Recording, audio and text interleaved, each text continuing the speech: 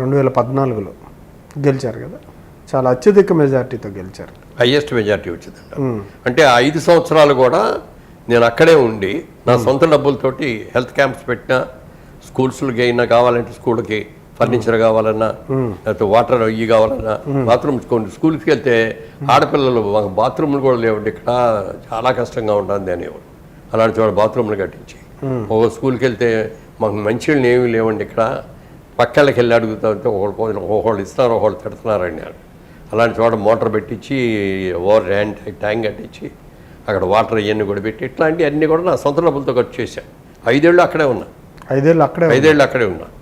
అప్పుడు చాలా మంది అయ్యో ఇంత మంచి ఆయన మనం ఎందుకు ఓడించుకున్నాం, మనం గెలిచిన ఆయన ఎప్పుడు ఆయన రాడు, ఈయన మాత్రం నెలకోసారి ప్రతి చోటికి వస్తున్నాడు అని చెప్పి ఇది సింపతి విపరీతంగా గెయిన్ అయింది.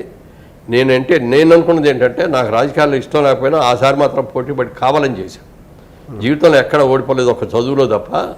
దీంట్లో మనం ఎందుకు ఓడిపోవాలి, డెఫినెట్గా ఇక్కడ గెలిచి చూపించాలి మనం అని చెప్పి. మీ మార్క్ డెవలప్మెంట్ ఏం చేశారు సార్ మీ పార్లమెంట్ పరిధిలో?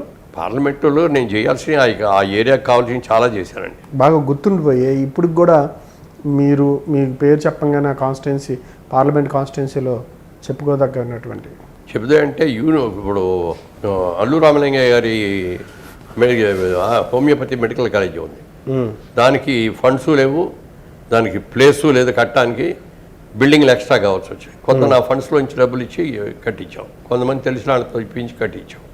తర్వాత సైట్ లేదు డెవలప్ చేయడానికి.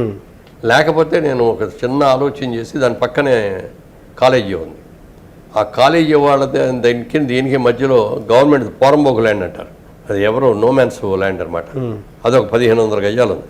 అది ఐడెంటిఫై చేసి అది గవర్నమెంట్ దగ్గర నుంచి అది ఆ 1500 గజాలు తీసుకొని, ఈ 1500 గజాలు మెయిన్ రోడ్ మీద అనమాట, అది కాలేజీ వాళ్ళకి ఇచ్చేసి దీనికి బదులుగా 3000 గజాలు లోపల తీసుకొని 3000 గజాలు దీనికి ఇచ్చాం.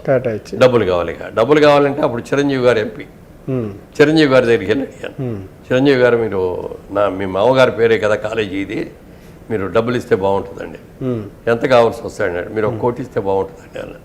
సరే ఓకే అన్నాడు. కొంతసేపు అయిన తర్వాత అక్కడికి వెళ్ళిన తర్వాత బిల్డింగ్ ఎస్టిమేట్ చూస్తే 2 కోట్లు అన్నారు.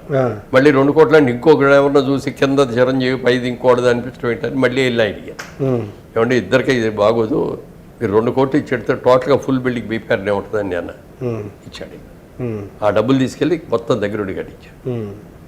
ఏమంటే అలాగే అక్కడ యూనివర్సిటీ ఉంది, ఆ యూనివర్సిటీకి కావాల్సిన ఫండ్స్, దానికి కావాల్సినవన్నీ కూడా బోర్డుని చేయించాను నేను, బిల్డింగ్స్ కట్టించి ఇవన్నీ. ఔటర్ రింగ్ రోడ్ లాగా, అంటే మొట్టమొదటి రాజమండ్రి వెళ్ళాలంటే, వైజాగ్ వెళ్ళాలంటే రాజమండ్రి ఎట్లా వెళ్ళాలి, ఇప్పుడు రాజమండ్రి టచ్ చేయకుండానే ద్వారకా తిరుమల మీద నుంచి, కొవ్వూరు మీద నుంచి అటు అవుట్కి వెళ్ళిపోయేది, రాజమండ్రి దాటి వెళ్ళిపోయే రోడ్డు ఉంది, అది మొత్తం శాంక్షన్ చేయించి అది చేయించాను. అది కేంద్రంతో ఇవాళ అన్ని టోటల్లో ట్రాఫిక్ అంతా ఇటే వెళ్తుంది. అది అవుటర్ రింగ్ రోడ్, దానికి అవుటర్ రింగ్ రోడ్ లాగా విలేజెస్కి డిస్టర్బ్ అవ్వకుండా అవుటర్ నుంచి చేయించి, అట్లాగే బ్రిడ్జెస్, సిటీలో బ్రిడ్జెస్ చేయించి